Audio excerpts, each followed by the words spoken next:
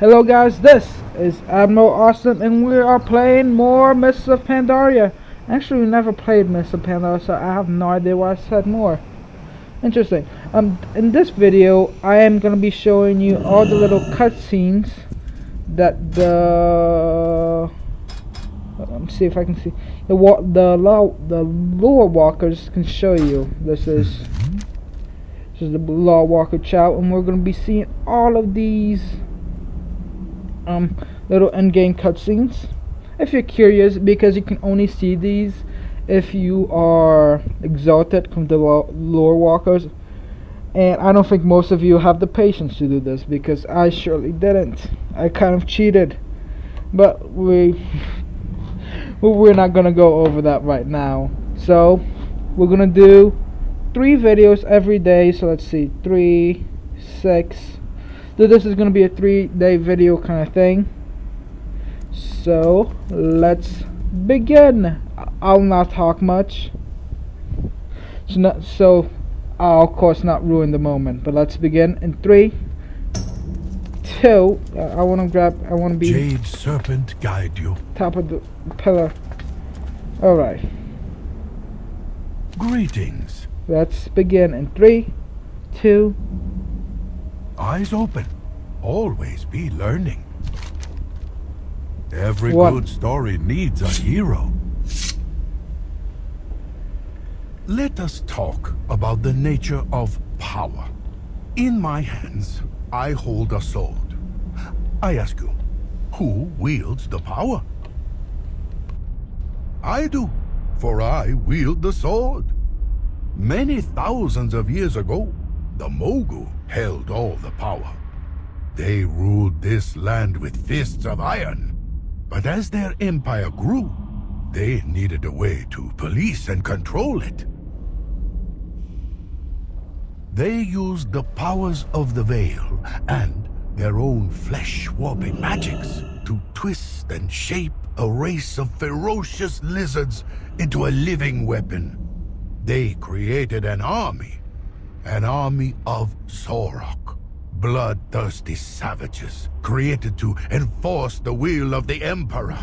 Ah, but there is a problem with creating a living weapon. Do you see? Who now wields the power?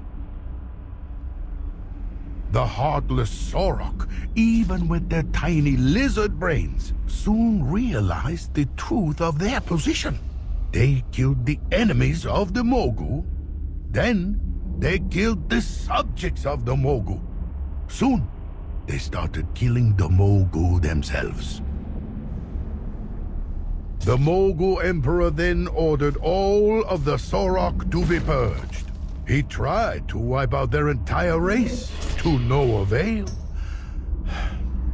They still plague Pandaria to this day. So you see, power is easily taken, but should not be lightly given.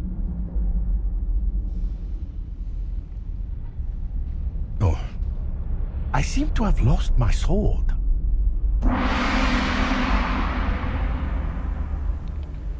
That was cute. So now you know where those lizard How people does come today from. find you? Let's do our second cutscene. Tread lightly. One day, a father grew tired of his young cub's misbehavior. "You act just like a hosen," the father scolded. Still, his son misbehaved. To teach him a lesson, the father dragged the cub out to the forest to watch how the hosen live. "Do you see what the hosen are like?" he asked. "Do you want to live like that?" The hosen are quite lively indeed. A short-lived race. Few hosen survive past their 20th birthday. Their leaders are all 14 or 15. How mature were you at 14 years old? Meditate on that. Afterward, the father asked his cub what he had learned. "I learned that we work and toil on our little farm, but that the hosen have the whole world as their garden," the cub said. "I learned that we squint by the light of a single candle, but that the Hosen enjoy the light of the stars. I learned that I go to school every day, but that the Hosen learn by doing. And the cub concluded, I should very much like to live like a Hosen. Who then was the wiser, the father or the cub? That, my friend, is for you to decide.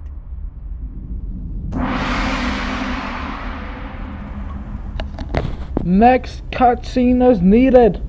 Oh, there's a little Hosen lore for you. They only live a few 20 years. I did not know that about the Hosen.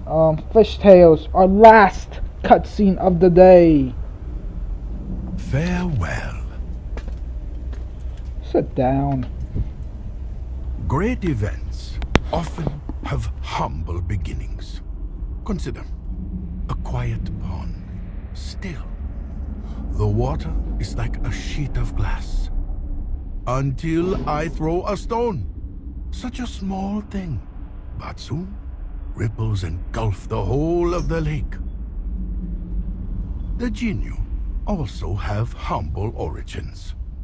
Once primitive creatures, they were fortunate enough to live near the enchanted pools within the veil. The magic of the pools expanded their minds and grew their bodies until they became one of the great ancient cultures of Pandaria. The wisest of the Jinyu are very wise indeed. They can speak to the rivers the way you and I would consult our elders. In the whispering waters, they can hear the future. The Jinyu and their water speakers stand at the very heart of the greatest events in Pandaria's history. Their visions built empires, freed slaves, and warned our last emperor of the sundering that shattered Azeroth 10,000 years ago. Think about it. The smallest voice can change the world. Consider that, friend, the next time you decide to start throwing stones.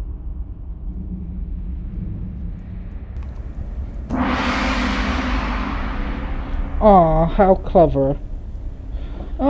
I set 3 cutscenes per day, Pandaria welcomes you. so we can do this on a 3-day basis. Because I like numbers and 3s. I'm just making this up as I go along. Tomorrow, next time, we are gonna go watch the next 3 cutscenes. Move them, Wolf. Greetings. Which will be the Dark Heart of the Mogu, Heart of the Mantis Swarm. What is worth fighting for? And those are the 3 cutscenes we're gonna be seeing tomorrow. In this game I can't slash there, so I'm gonna slash dance. There you go. There you go. That's the Blood Elf dance right there. Whee! So see you guys next time for those 3 cutscenes. Bye!